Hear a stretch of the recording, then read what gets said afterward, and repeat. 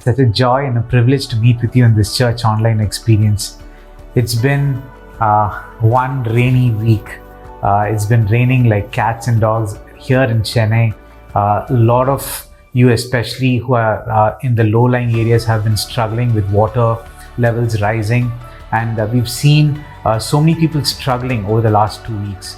And our heart and our prayer is that each and every one will be safe. Our prayer is that the city will experience a kind of strengthening in itself so it's able to withstand all these rains, because we are a land that needs the rain during summer. And our prayer is that each of you will be safe. And even as we take some time today to worship God, to hear God's word, can you believe that we've come towards the last few weeks of this year? We're going to start Advent the following week, and it's amazing to see how God has led us, how God has sustained us, and how God has been faithful to us. And even today, before we get into a time of worship, I just want to read a verse to you today and direct our attention to God. And this is what it says in Isaiah chapter 54 verse 10. It goes on to say, "Though the mountains be shaken and the hills be removed, yet my unfailing love for you will not be shaken, nor my covenant of peace be removed, says the Lord, who has compassion on you." I love how it says here, though the mountains be shaken and the hills be removed, that his unfailing love for us will not change. And it goes on to say the compassion that he has for us. And so I don't know how many of you are actually in such trying times in this last 2 months, or probably it's culminating now that you feel like, nothing has actually happened this year. I thought I would achieve something this year. I thought I would do something this year. But I want to tell you that God above loves you. He cares for you. His compassion for you is unchanging, and he wants to hold on to you. So whatever your circumstances are, could you lay that down right now? If you're in your living room right now, if you're moving right now, I would ask that if you can just put everything down and say, God, I trust in your love for me. I trust in the compassion that you have for me. And so in response to that, I'm just going to lift my hands and worship you. So today, even as we take some time to worship, can we give everything that we have? Can we just lift our hands and say, God, you are bigger, you are mightier, you are all powerful. And I declare that you are God and Lord over my life. So church, today, can we just raise our hands and worship him?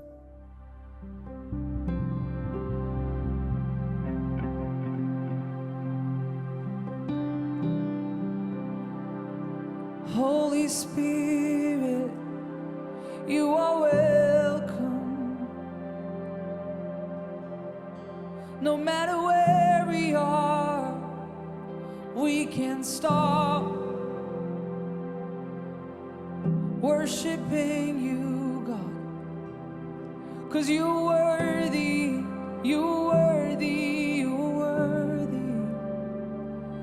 Oh, you're welcome.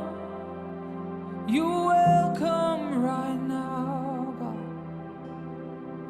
Yes, God, we invite you right now into our midst. No matter where we are, no matter who we are, no matter what we do, no matter what's happening around us, you are still sovereign, and we are here to worship you. Holy Spirit, come be enthroned on our praises right now.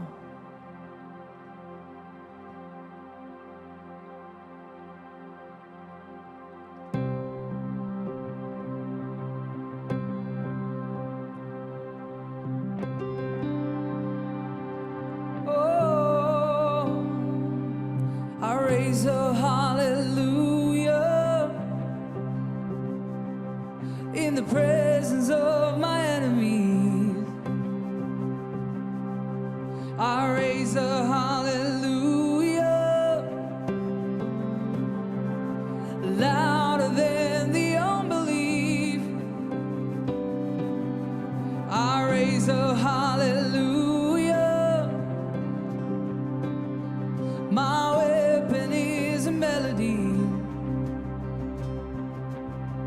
I raise a hallelujah. Heaven comes to fight for me, and I'm gonna sing in the middle of the storm, louder and louder. Gonna hear my praises roll. Come on, sing it out. Up from the ashes, hope will arise.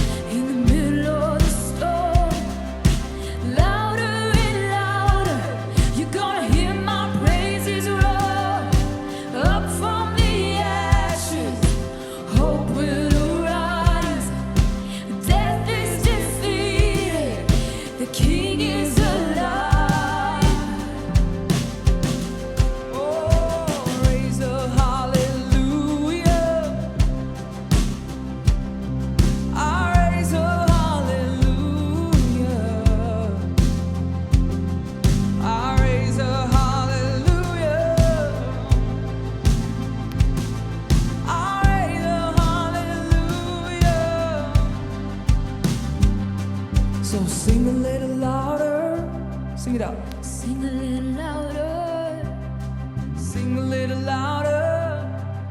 Sing a little louder. Sing a little louder. Sing a little louder. Let's sing a little louder.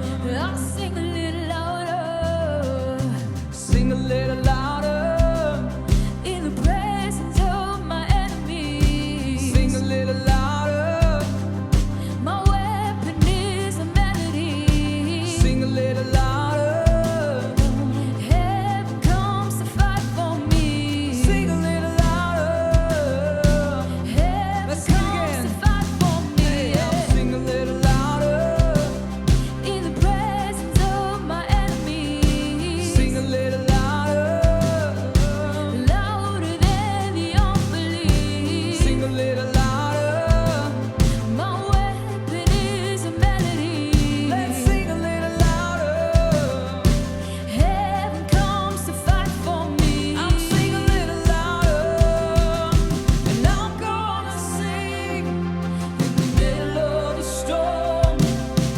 Louder and louder. You're gonna hear my praises roar up from the ashes. Hope will arise. Death is defeated. The King is alive. I'm gonna sing In the middle of the storm, louder and louder, you're gonna hear my praises roar up from the ashes. Hope will arise. Death is defeated. The King is alive. I raise a hallelujah. I raise a hallelujah. I raise a hallelujah. I raise a hallelujah. I raise a hallelujah. I raise a hallelujah.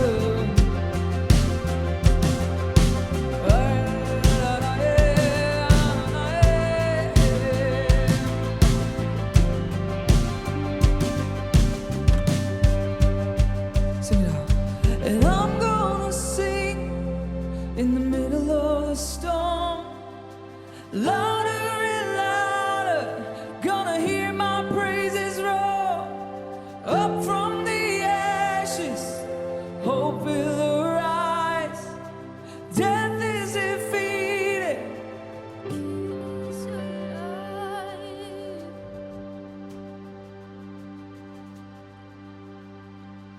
Oh, no matter where we are, we'll still raise a hallelujah. You're worthy, my God. You're worthy, God.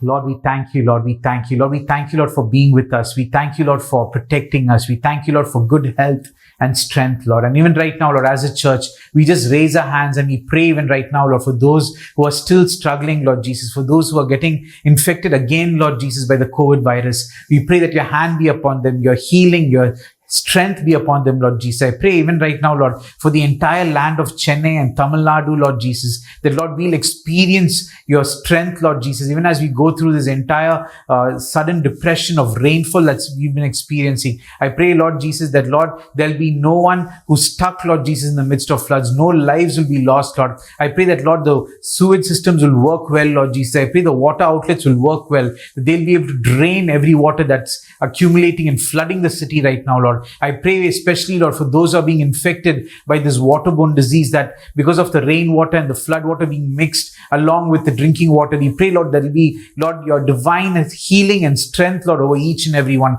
I pray for those who are struggling right now, Lord, they'll find strength and health and your portion will come down, Lord Jesus, upon them, Lord. I pray even right now for those who are, Lord, struggling because of their homes being submerged, that, Lord, they'll find help, and that, Lord, you will restore them back, Lord Jesus. We thank you. I pray, Lord, even right now, Lord, for those who have been struggling without a job, for those who have been struggling, Lord Jesus, to make ends meet, I pray that your hand be upon them, Lord, that, Lord, they'll find that open door where they'll see you come in, Lord Jesus. They'll see you direct them, Lord, that in all their ways they'll be able to acknowledge you, and that, Lord, you lead them to the right job, Lord. I pray for those who are stuck in debt. I pray you would give them wisdom, Lord Jesus, what to cut, what to hold back. I pray that, Lord, what not to spend on. I pray that, Lord, they'll be leaning in and listening to your clear, still voice, Lord Jesus. I pray for relationships right now, Lord, which is going through a struggle. I especially pray, Lord, for those who are struggling with their parents. I pray, Lord, for parent and children relationships. I pray, Lord, for marital relationships right now, Lord, that your hand be upon each and every one, Lord. I pray, Lord, let not anger find its root right now, Lord, into these relationships, Lord. But let your love, let your peace come in, Lord Jesus. I pray that, Lord, forgiveness would happen, Lord. And I pray that there will be restoration that happens, Lord Jesus. We thank you. I pray even right now over our nation of India, Lord. We thank you, Lord, for the farm laws that have got repealed, Lord.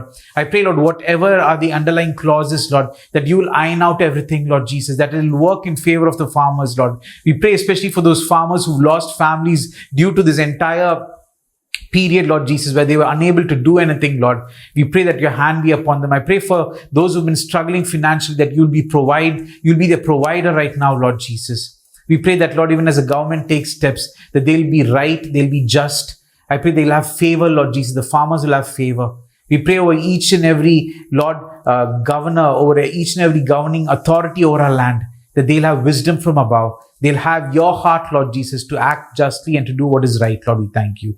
Be with us, Lord. And I pray as a church, as we enter into the last few weeks of this year, that, Lord, we'll enter, Lord Jesus, in boldness. We'll enter, Lord Jesus, with the hope that you are bringing into this world, Lord. You've already brought it, Lord Jesus. And I pray that, Lord, we'll be carriers of that in our own spaces, Lord Jesus, that we wouldn't speak death, but we'll speak life. We'll speak hope. We'll speak salvation, Lord Jesus. We thank you. Be with us, Lord. And I pray even as we continue to worship, may you be exalted. May you be lifted up, Lord. In your most holy name we pray. Amen. Amen. Amen.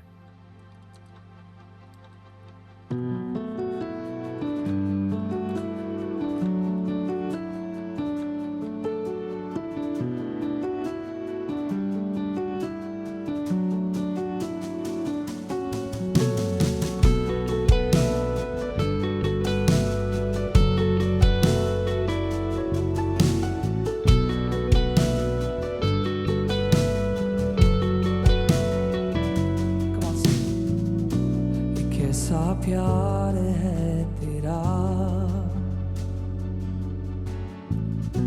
कि ऐसा तूने है किया,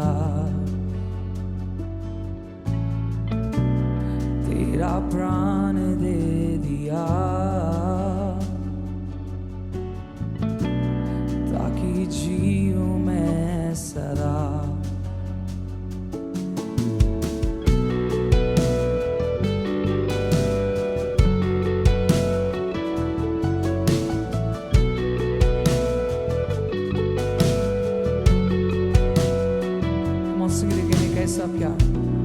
कैसा प्यार है तेरा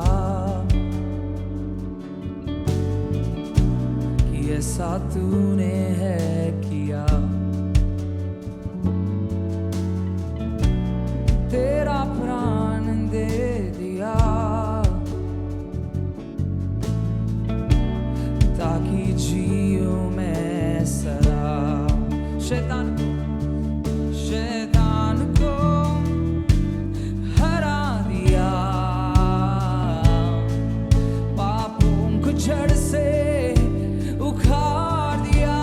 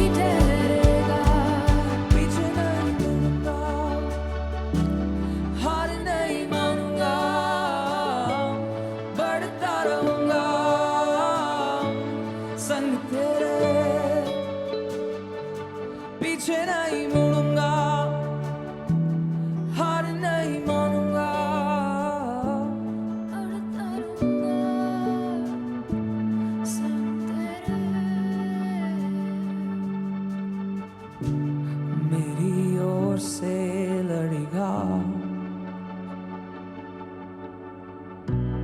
कभी हाथ ना छोड़ेगा। Come on. डर हटाकर बल दिया, जीत तूने हमें दिया। क्या दे सकता हूँ, क्या ला सकता हूँ, कहता तुझे बस शुक्रिया। क्या दे सकता हूँ, क्या ला सकता हूँ, कहता तुझे बस शुक्रिया, शुक्रिया, शुक्रिया, शुक्रिया तेरा, शुक्रिया, शुक्रिया, शुक्रिया तेरा। क्या दे सकता हूँ, क्या ला सकता हूँ, कहता तुझे बस शुक्रिया, शुक्रिया, शुक्रिया, शुक्रिया तेरा। God, we thank you for everything you are to us. Thank you that you are faithful to us. Darkness will cover the earth, but it would not touch us because you are with us. And God, today we want to worship you. We want to give it all to you. We want to thank you. And we honor you because you're worthy. You're worthy of all our worship. You're worthy of all our songs. So God, here we are pouring out at your feet everything that we have today. Be glorified. Be glorified. Then everything that is going around, God, you be glorified. God, let people be healed. Let fear be completely lost. Let your love become everything in this season of hopelessness and desperation. God, we invite you and your love. We thank you, Jesus. In Jesus' name we pray. Amen.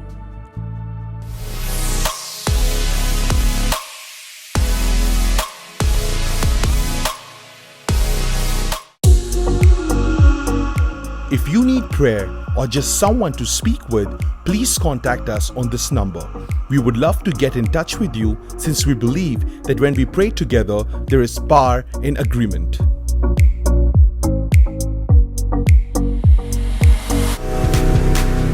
We have a Zoom call every Sunday at 11 a.m. for children. If you have children below the age of 12, they are welcome to join us.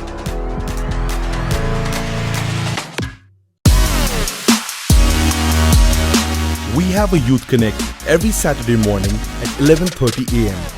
Teenagers are welcome to join us.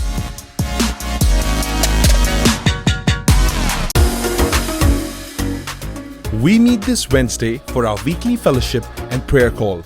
We would love to have you join us. You can DM us on the number given below to get more details.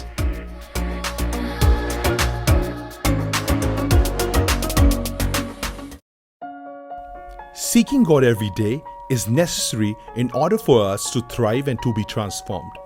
We, as a church, have published a few Bible plans on the YouVersion Bible app. All you have to do is to download the app and search for We Are Zion Chennai on it. You can do the plans alone or with your friends. Our desire is that through doing these plans, you will develop a deep love for God and His Word. If you struggle to stay disciplined in your reading of the Bible regularly, we would love to do a plan with you and help you develop this life-changing discipline.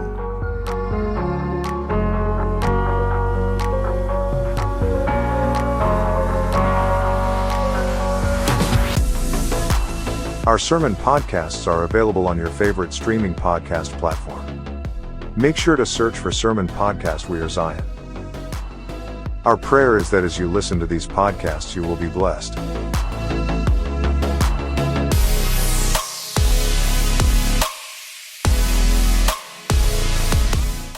Hi, church. It's my joy and privilege to bring the word of God to you today.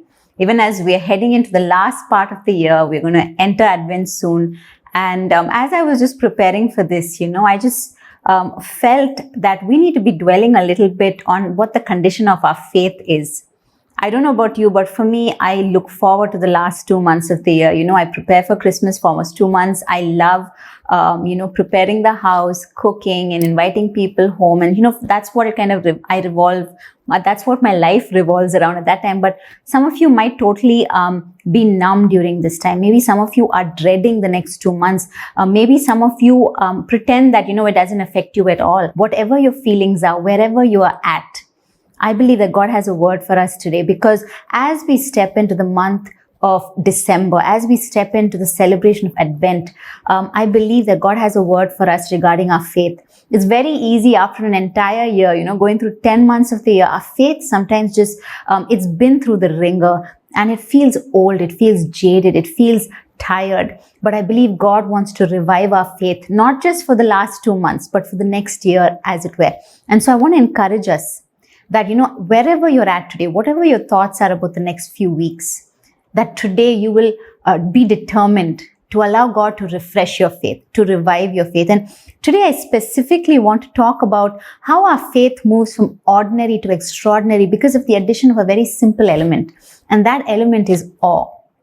And when I talk about awe, you probably heard about it in different contexts. They talk about a shock and awe aspect where certain things just kind of completely surprise you with its magnitude or magnificence. But I'm talking about an awe which really signifies reverential respect and wonder and amazement.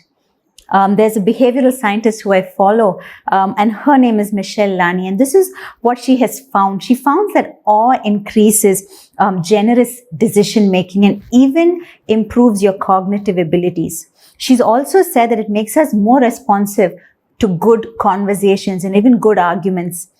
Scientists in general have found that there's a link between experiences of awesomeness with a substantial decrease in depression. So now science has proved it. They've proved that we need the element of awe in our lives. But as followers of Christ, we have this beautiful person that we can actually direct that awe towards. There is someone who is magnificent and awesome in every sense of the word. And therefore, awe should come naturally to us. But we're living in a time when, we've become so disinterested. We are not awed by anything. I remember as a child when I would go up to the hills for holidays, just looking around at the foggy mountains, at the height at which we were at, would elicit awe from me and my brother. But today when we take our children on those trips, they don't find anything awesome. In fact, they find things like a new movie being released awesome. They find, new gadgets that have been released awesome. We've used the word awesome for everything other than God. And today I want us to come back to where we are at. As followers of Jesus, we have this amazing faith that we have because of the person that we follow. He is so awe-inspiring that our faith needs to be strengthened. You might ask me, what is so awesome about the Christian faith? What is it about this faith that needs me to feel awe? Why are you emphasizing on awe? Think about it.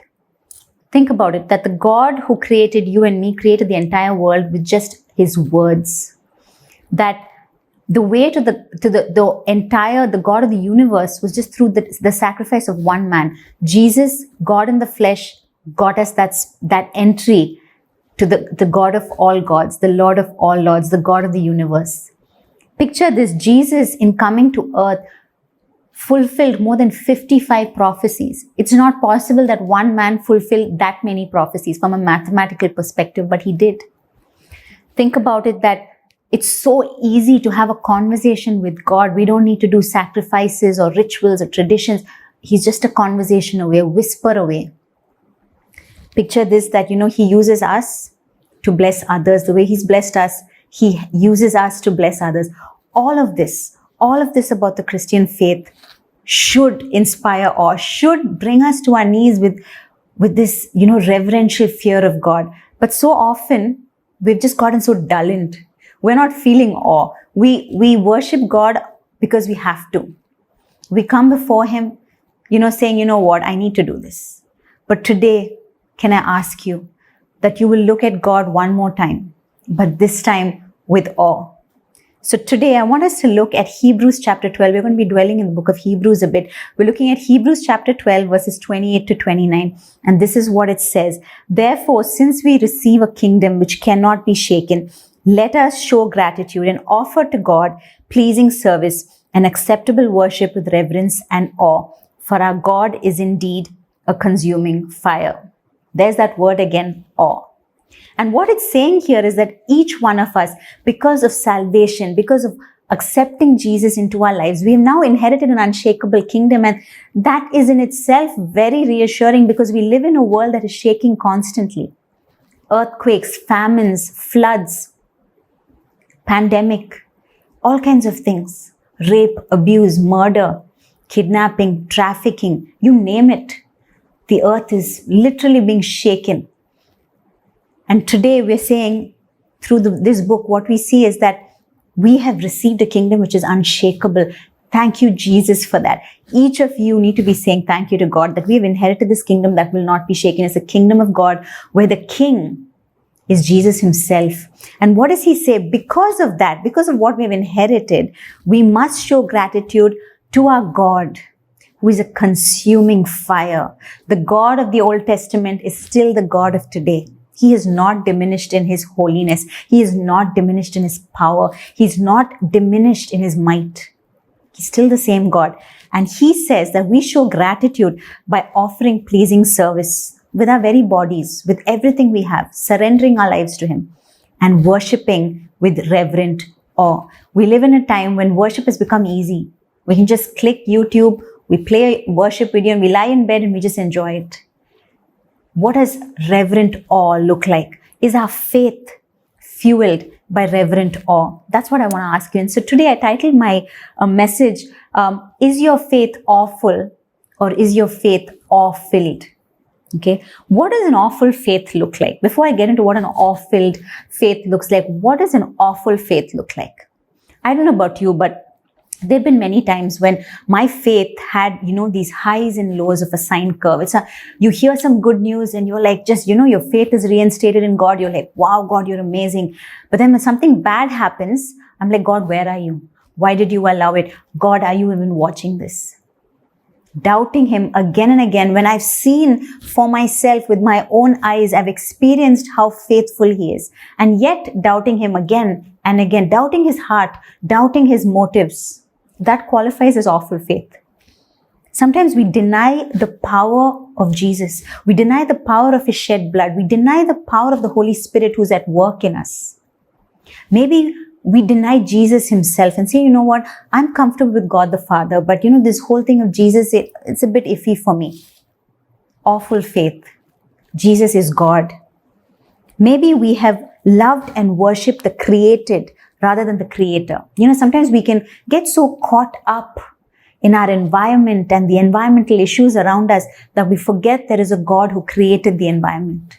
Maybe we don't seek God's face. Maybe we don't seek God's will for our life. Instead, we look at him as a genie. I just rub the lamp, he comes out, and then I say, you know what, Lord, I need that promotion. Please give it to me. Lord, I need healing. Come on, you can do it. Awful faith. But the good thing is this, all of us have those moments when our faith is plain awful. But the good news is this, that it's never too late to shift that around and say, you know what, Lord, I'm just going to choose to look at you in your might. I don't understand you. I'm not meant to understand you. I'm meant to worship you. I'm so glad. I don't know about you, but aren't you glad that we have a God we don't fully understand? How can I worship someone who I totally figured out, who I totally understand? That's not possible. I cannot worship him. I'm glad I have a God who's beyond my understanding, beyond my scope of even comprehending. That's the God we serve. And therefore, that has to inspire awe. So if you say, you know what, I come under the doubtful category. I come under the thing where, I need to do such and such and such to earn salvation. I don't think faith in Jesus is enough. It seems too less. It's okay. If our faith looks awful, it's okay. We've still got hope. And today I want to encourage us that we will come back and make our ordinary, simple, run-of-the-mill faith extraordinary by adding in that element of awe. How do we do that? How do we do that? Why I'm even stressing on this is I've noticed over the years of ministering in a church or one-on-one with people that if you enter the Advent season without awe, you could miss the purpose of the Advent season. It's not about Christmas trees. It's not about Santa. It's not even about the gifts. It's really about Jesus. It's about Emmanuel, God with us. And if you and I don't marvel at the virgin birth, if you and I don't find that awesomeness of God becoming flesh, we miss the point. If I get into the next season without awe, my faith will finish up this year dry. It will finish up useless, to be honest. And so I want to encourage each of you, will you step into this journey with me for the next 20 minutes or so of getting our faith rehydrated, putting fresh life into it and saying, you know what, God, I'm just going to be awed by you because you are worthy of that awe. Okay, so let's do that. Let's find out how we can make our ordinary faith an awe-filled faith. We're going to look at Hebrews chapter 10, verses 19 to 25. This is what it says, the full assurance of faith. Therefore, brothers, since we have confidence to enter the holy places by the blood of Jesus, by the new and living way that he opened for us through the curtain, that is through his flesh, and since we have a great priest over the house of God, let us draw near with a true heart in full assurance of faith, with our hearts sprinkled clean from evil conscience and our bodies washed with pure water. Let us hold fast the confession of our hope without wavering, for he who promised is faithful. And let us consider how to stir up one another to love and good works. Okay, so when you look at this passage, I get three ways in which we can make our ordinary faith, maybe our run-of-the-mill basic faith, extraordinary. How do we make our faith which is awe-filled? First thing is we need to draw nearer to God. Our third son, he's very cute. He does this very interesting thing with all of us. He does it with whoever he's close to. Some of you in church would have noticed this. If he likes someone, if he wants to warm up to you, he'll first sit down beside you on the chair right next to you. And within 5 minutes, he would have leaned on you. And then gradually he'll put one leg on you. And then he'll link his arm with yours. He'll put his head on you. And before you know it, he's climbed into your lap.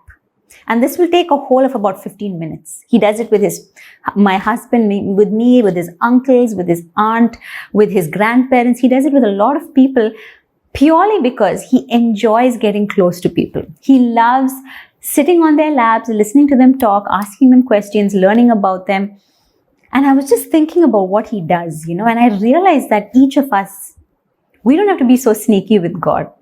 We just need to get closer to him, because have you noticed that when we get close to someone, we see them as they are. We see their expressions, their micro expressions. We can hear the tone of their voice. We can feel their breath. We can actually see every emotion crossing their eyes and their mouth. And the beauty of this is this: when you draw nearer to God, you see the magnificence that is God. It's hard not to feel awed by a God that you're close to. So often in this time and age that we live in, we think we are spending time with God because, I read that verse, on that app. I just read that verse, it ministered to me. Or that prophetic voice for this generation, they spoke that one thing and that made sense to me and carried me through the week. But can I urge you that, we go one step further, we go deeper. Will you draw nearer to him? And I know you probably ask me, how can I draw nearer to this God who in the previous chapter was just being described as an all-consuming fire? How do I draw near to that? Well, the beauty is this: it's because of the finished work of Jesus that you and I have access to this all-consuming fire who is our God. He is such a holy God that on our own we would never have access to him. Thanks be to God for Jesus, who earned us that space, who got us bold access to the Father. So today you and I can actually draw near to him in the name of Jesus without fear, without reservation, no strings attached. I can just whisper and say, Lord, I just need you. Today he's just a heartbeat away. And you know, the closer you draw to God, the closer you come, you will start being able to discern His voice amidst all the other voices. You will start to feel His heart for people because you're so close to His heart. You know, you will feel His intentions for you. You will know that when you do something, it hurt His heart. When you did something that pleased Him, you will feel His smile upon your lives. That is the beauty of drawing near to God. You and I, are we drawing near to God? You know, we live in a time where we use this word called self-care. We are caring for ourselves. We're caring for our families. We're so intent on building our homes. But can I ask you, before you do all that, will you first draw near to God? Because He wants to re-inject awe into your life. The closer you get to Him, the greater He is, the more awesome He is. And then your faith just gets fired up because you know, hey, you know, this God is truly awesome. Yes, I don't understand what's happening around me, but He is still worthy of my honor. He's worthy of respect. He's worthy of all my worship. That's the first important thing, that we will draw near to Him. It says, draw near with a sincere heart and a full assurance of faith. You can draw near knowing that none of your sins will stand in the gap of you reaching the Father. Once you've repented, once you've allowed Jesus in, you are cleansed. You are cleansed by the blood of the Lamb. The Holy Spirit on a daily basis is refining you. He's sanctifying you. And therefore, you have access. Draw near to Him. What's holding you back? What's holding you back from drawing near to God? I want to encourage you, not just for the next 1.5 months, but can you make it a lifestyle to draw near to Him? He's waiting for you. He just wants to come near you. He wants to hold you in His embrace. Would you take the time to draw near to Him? The second important thing is that we will hold tighter to God's promises. The first thing is we will draw nearer to God. The second thing is that we will hold tighter to God's promises. It says over here in Hebrews 10:23 in the Amplified, I love what it says. It says, let us seize and hold tight the confession of our hope without wavering, for He who promised is reliable and trustworthy and faithful to His word. And so you might ask me, why do I have to hold on to this hope? Why do I have to hold on to the promises given? There's just one reason why. Because the one who promised is faithful. He doesn't lie. He doesn't want to poke fun at us. He doesn't want to play practical jokes on us. He is faithful to His word. And therefore, if He has made a promise, it stands, it's sealed, it will get done. If you've been on a roller coaster, I'm not a big fan of roller coasters, but my husband and children love them. And so the one common thing about all these, you know, very crazy roller coasters is they have this seat and it has a lock. So the minute you sit in the seat, the lock will come down and rest on you and basically clamp you into place so you can't move. So no matter how crazy the ride gets, you're stuck in your seat. You're fixed there. You're not going to get thrown out. Your head barely moves. You're just fixed in. And I believe that the promises of God do that for us. They keep us anchored in our seat. Even when life hits us like a gale force wind, even when the most ridiculous things happen to us, the promises of God are meant to keep us there, meant to hold us. It's meant to give us that stability in a world that is completely shifting. But my question to you today is this: the roller coaster holds you down, right? That the seat holds you down, just as the promises of God hold you down. But are you holding on to the promises of God? That's important. The promises of God are yes and amen in Jesus. When He gives you a promise and you claim it, when you hold on to it, even when things are not looking like they're going as planned, when you hold on to the promises of God, there's something deep that happens. Because then you realize that the one who has promised is truly faithful. It will come to pass, maybe not in your time and mine, but it will come to pass. The beauty of this whole thing is it says this interesting verb. It says without wavering. Wavering is like a human condition. We waver on everything. You know, we're picking our Christmas outfit and we're like, you know what, I don't know whether to get the blue or the green. We waver in our decisions when it comes to relationships. We waver in our decision of what to order for dinner. Wavering is a human condition. But He says that you would hold tightly to the confession of your hope. What is the promise that God has given you? Have you forgotten about it in the last few months? Have you just given into worry, into fretting, into anxiety? Can I ask that you would once again, because that promise is holding you in place. It will not let you go, but it requires that you hold tightly to it without wavering, that you don't let go, that you believe the one who promised is faithful. Are you awestruck with the promise keeper? Because his promises are awesome. I have seen time and time again in my life, the promises of God, I sometimes misread what God is speaking to me. But eventually in time, when the promise unfolds, when God does his work, I begin to understand that, oh my goodness. I looked at it in this one-dimensional view, but God was looking at it in so many ways. And when he fulfills his word, it's truly awesome. So can I ask you today that you would hold tighter to God's promises, because the promises of God are so beautiful. They are meant to encourage us, meant to keep us grounded. Hope so many times in the New Testament is likened to an anchor. An anchor prevents a ship from drifting. And today you and I, we have tons of reasons why we would drift, why we would go off course. But when you have God's word at the center of your life, when you're believing the promise keeper that he is faithful, I can assure you that you will stay on track. You will stay on course. There's no chance for wavering. There's no chance for drifting. And the third thing, we looked at how we need to draw nearer to God. We need to hold tighter to his promises. And the third thing is that we will serve others better. Let's look at Hebrews chapter 10, verse 24. It says, discover creative ways to encourage others and to motivate them towards acts of compassion, doing beautiful works as expressions of love. What a beautiful translation. This is what the Passion Translation says, that you will find creative ways, discover creative ways to encourage others and to motivate them towards acts of compassion. That sounds so beautiful. But the sad thing is, so often we want to do good works on our terms. We sometimes want to do good works by ourselves. We're afraid to collaborate. We're afraid to stick our neck out because we don't know who's going to cheat us. We don't know who's going to trouble us, who's going to milk us. We don't know any of that. But the beautiful thing is he's talking about the body of Christ. He's talking about other believers. And he's saying, what are you guys going to do? Don't give up meeting together.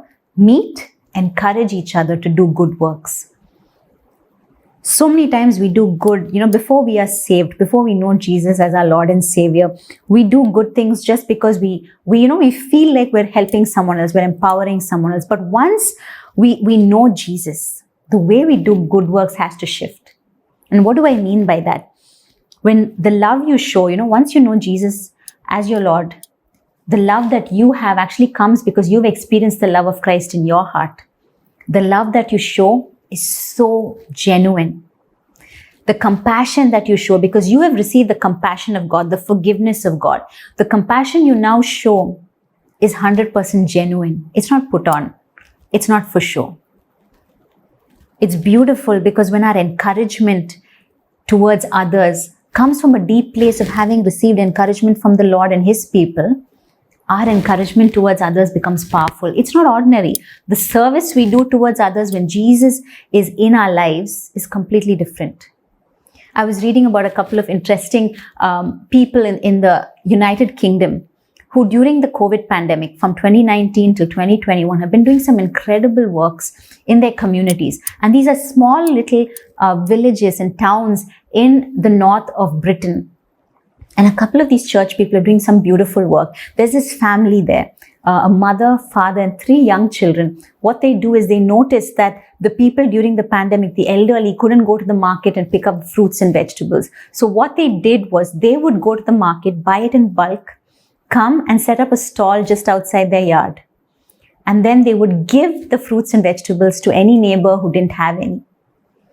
There was another pastor who, because no one was coming into church, took up work in a local food drive. And he would take, and in the food drive, basically it was attached to a kitchen. And so when people in the village would call in an order for a pizza or, spaghetti or whatever, he would do the delivery. And when he delivered it, he would stand in their driveway and speak to them for about 15 minutes just to encourage them. There was another pastor who found that a lot of his congregants were sick and they were in ICUs, and their families were at home and they were, so worried without being able to see their family members. And so what he did, he would wear the entire surgical gown and the masks and everything, and he would take letters from the relatives at home, go into the ICU, stand beside their beds and read the emails out to them. I don't know, when I was reading all of this, I was so touched, because that is what it looks like to encourage each other to do creative good works, things that are necessary in this time, to be so sensitive to the Holy Spirit. And why do I say that serving others better will trigger your awe? Because you will find that the way God uses you to bless someone else will be amazing. There have been times when someone just made me a bookmark and gifted it to me, and on the bookmark would have been a promise that God spoke to me in that season, and it will be a confirmation of it. And I'll know that God was just in his sweet way saying, hey, I'm working. There have been times when I've gifted something small and insignificant almost to someone, and they would call me and say, you won't believe it, but I wanted that very thing, and that's what you dropped off. So I want to ask you, when you do good for others, is it coming from a place of knowing Jesus so deeply? Because when you've drawn close to him, you know his heart for people. You're able to hear his heartbeat. You know what warms his heart. You know what gets him all excited. And so you start doing the things that are on his heart, and you'll find that it's amazing of how God is using you to bless others. And that will just inspire your faith. That will just fuel your faith. So I want to ask you, how close are you to God? Have you drawn nearer to him? It's an everyday thing. It's not a one-off thing. It's not, okay, for the month of November, I'm going to draw close to him on November, 28th. It's not that. It's a daily thing. It's a daily, it's almost like you just taking time off to sit with your Heavenly Father and talk with him. Sometimes it's just saying, I thank you so much, God. I'm grateful for being alive. Maybe it's just sometimes just sitting there and letting yourself be still and quiet. Have you drawn closer to him? The next thing is, have you held on tightly to his promises? Maybe you've already been holding tight to some promises, but God is saying, don't let go. Don't let go. I've got you. I have something planned because I am faithful, he says. And thirdly, will you allow yourself to serve others better? Maybe you've already been serving people, and maybe you feel, I'm tired because it's thankless. No one thanks me. No one blesses me for serving them. But can I say this? That God is doing something in you while you serve others. And he wants to just fire up your faith today. Just to recap, each of us, our ordinary faith becomes extraordinary when we attach the element of awe. Our faith may look awful right now. Maybe you're feeling a bit guilty because you've stopped reading the word. You don't want any more of God because nothing you've been asking for has been coming through. Maybe you've been hitting a wall again and again and you're tired and you say, Lord, I can't see you. I can't hear you. You're probably not there. Can I ask you that you would draw near one more time? Ask him, Lord, give me a word for me so that I can hold tightly to it and see you come through. And will you not stop doing good for others? Because in doing that, your faith will be strengthened. Awe will rise up one more time. Even as we close, I just want to ask you that you will invite God in and say, Lord, I'm sorry that I have stopped feeling awe for you. I'm sorry that when I worship you, I'm content to just lay there still and just not care. I'm sorry, Lord. Heavenly Father, you are the creator of the heavens and the earth. Oh Lord, nothing that happens on earth is outside of the realm of your authority. We thank you that everything that is happening right now, you are watching and you care for and you are having it under control. We thank you that, Lord, we don't know what is happening. We thank you that we don't understand because we cannot even fathom these things. But Lord, right now, we surrender our lives to you. We surrender our old ideas of God to you. We surrender our notions and our preconceived ideas to you. And I pray that, Lord, each of us will see you, God, with eyes of awe. That we'll see you as the God with whom nothing is impossible. We'll see you as the God who goes before us and breaks down mountains and barriers, the God who is with us at all times, a God who is mighty in every way. We love you. We thank you and we glorify you. I pray that each person who's watching this right now will find, Lord, it comfortable to once again come boldly to the throne of grace. I pray if anyone has been struggling with, Lord, with a separation where they're not able to come to you, Father, we break that down in Jesus' name. I pray, oh Father, if anyone has looked at you through the lens of their earthly fathers, that would be broken in Jesus' name. That they will come to you, perfect Father, good Father, as they are, and they will find healing, they will find redemption, they will find restoration at your feet. Lord, I pray that for those who have held on to a promise for so long, I pray that you will bring it to completion. That, Lord, you will show them how powerfully awesome you are. I pray that, Lord, they will see that you are a magnificent promise keeper. I pray that you will bring it to pass, that you will, Lord, fulfill your word in their lives. For those who are looking for a promise, I pray that, Lord, you will open your word up. That, Lord, they will open their hearts, their minds, their eyes and ears to you. And they will hear it from you, Father. Lord, I pray that you would help us, that we will serve others better from a place of love, from a place of genuine compassion, from a place of empathy, Lord. With no motives, with no strings attached. We ask that you will look after us, help us and be with us. We repent of an awful faith. We repent of a faith of doubts, a faith that has expected nothing from you. And Lord, we ask that our faith will be transformed into one filled with awe, filled with expectation, a godly expectation. We love you and we thank you in Jesus' name. Amen. Amen. Even as you head into this week, can I encourage you that you will start shifting that balance, that awful faith will become awe-filled faith, that you will look around you, even at the bad things that are happening and say, Lord, show me what you're doing here. And I can guarantee you this, you will find awe once again. Don't stop being awed by God. Have an amazing week. God bless you. Church, even as we just heard the sermon today, I believe that we should rise up in our faith, where we own it, where we are able to serve as we heard, so that we'll be able to serve wholeheartedly and give back to the people this love that God has given us, that we'll be able to share it across. And I believe that as a church, we have this season right ahead in front of us. The next 4 weeks, even as we prepare for Advent, even as we prepare for Christmas, I believe that if we prayerfully make a decision to find out who we really need to reach out, God will drop that name, God will drop that person. And I believe that you can take this awe-filled faith into their lives and show them the light of this world, and that salvation will come not just to them, but their entire family. So even right now, can I close this service? May the love of the Father, the grace of His only Son, Jesus Christ, and the sweet fellowship of the Holy Spirit rest and abide with us now and forevermore. And all God's people said, Amen, Amen. So if you're joining us online for the first time, please do subscribe to us on our YouTube channel, or follow us on our Instagram, or get in touch with us through our WhatsApp number or our email. And we would love to pray. We would love to get to know you. If you're in the city of Chennai, please do get in touch with us. We would love to meet with you. Especially in this season, we would love to probably just catch coffee, or we do have a lot of fellowship times happening in person. We'd love to invite you for that.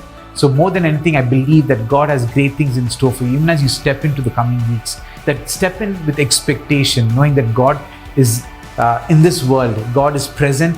He's come here to give hope. And in that hope, we'll find strength, we'll find peace, we'll find His love. So even as you step into this week, step in boldness and knowing that God is with you and for you. And remember one thing, that whoever finds Jesus finds life. God bless you all, church. Have a blessed week.